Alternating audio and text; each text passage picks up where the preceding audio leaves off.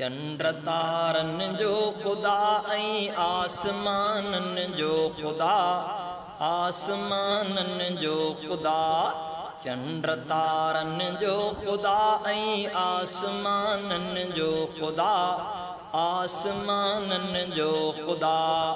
आरुगो अल्लाह हिकिड़ो सब जहानन जो खुदा, सब जहानन जो खुदा। आरुगो अल्लाह हिकिड़ो सब जहानन जो खुदा, सब जहानन जो खुदा। इं तंबे तूणे बिना ही आसमां आहे बिठल, आसमां आहे बिठल। तंहिं हेठां मख़लूक पिण बि इंतहा आहे रहियल, इंतहा आहे रहियल। इं तंबे तूणे बिना ही आसमां आहे बिठल, आसमां आहे बिठल। तंहिं हेठां मख़लूक पिण बि इंतहा आहे रहियल, इंतहा आहे रहियल।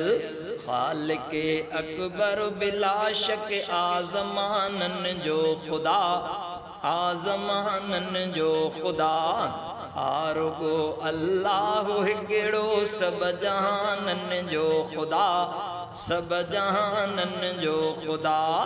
चंड तारन जो खुदा ऐं आसमानन जो खुदा, आसमानन जो खुदा। कंहिं सहारे जे बिना तारा हवा में पिया हलन, तारा हवा में था हलन।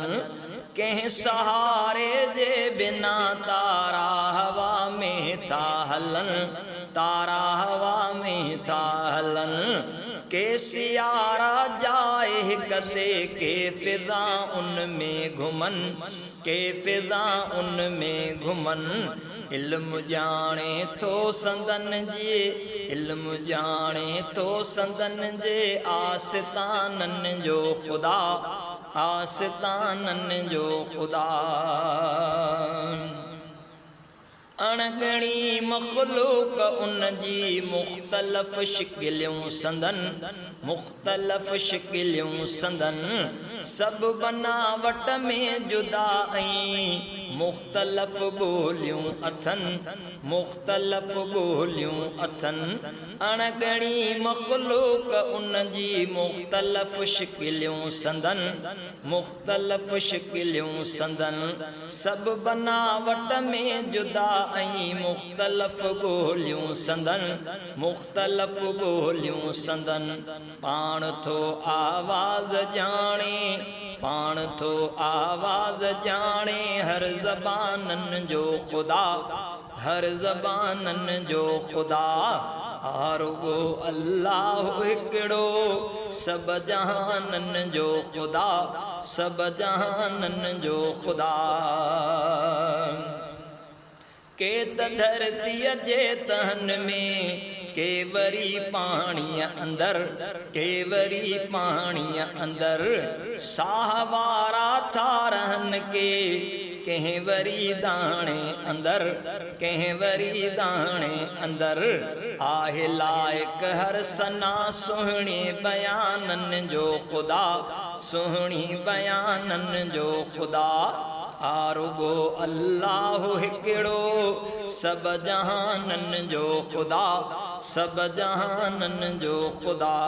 चंड तारन जो खुदा ऐं आसमानन जो खुदा, आसमानन जो खुदा। ए हबीबुल्लाह ओडा रब जी कुदरत आला ज़वाल, रब जी कुदरत आला ज़वाल।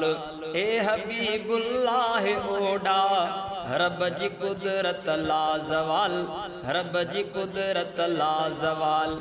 ज़ात आबे एब रब जी, ज़ात आबे एब रब जी। ऐन रब जो को मिसाल, ऐन रब जो को मिसाल। अक्स सूरत खां मथां हर दयानन जो खुदा, हर दयानन जो खुदा।